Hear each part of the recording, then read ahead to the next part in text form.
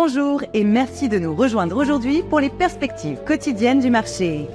Notre salle des marchés va nous en dire plus sur les dernières actualités. Une faille du firmware des portefeuilles matériels Coldcard a provoqué un mouvement important de Bitcoin vers les plateformes centralisées depuis l'effondrement de FTX. Les dépôts quotidiens de Bitcoin sur les exchanges pour les transferts de moins de 10 coins ont bondi à 7300 le 31 juillet, un niveau inégalé depuis le 6 février. Le vice-premier ministre Ili Feng a exprimé de sérieuses préoccupations concernant les récentes restrictions économiques et commerciales lors d'un appel vidéo avec le secrétaire au Trésor Scott Bessent et le représentant au commerce Jamieson Greer.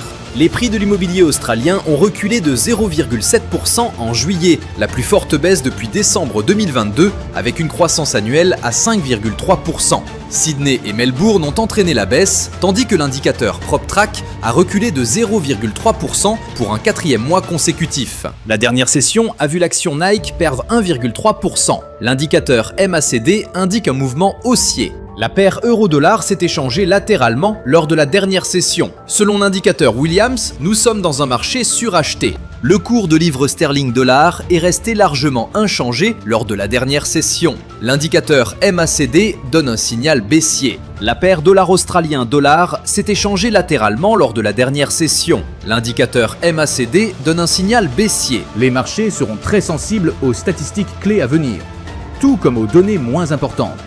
Restez alerte pour ne rien manquer. Évaluez la situation de façon méthodique.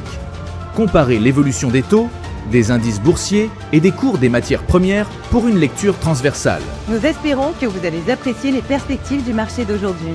Au nom de toute l'équipe, nous vous souhaitons une journée de trading productive. N'oubliez pas de vous connecter demain matin pour connaître les dernières actualités et événements des marchés financiers.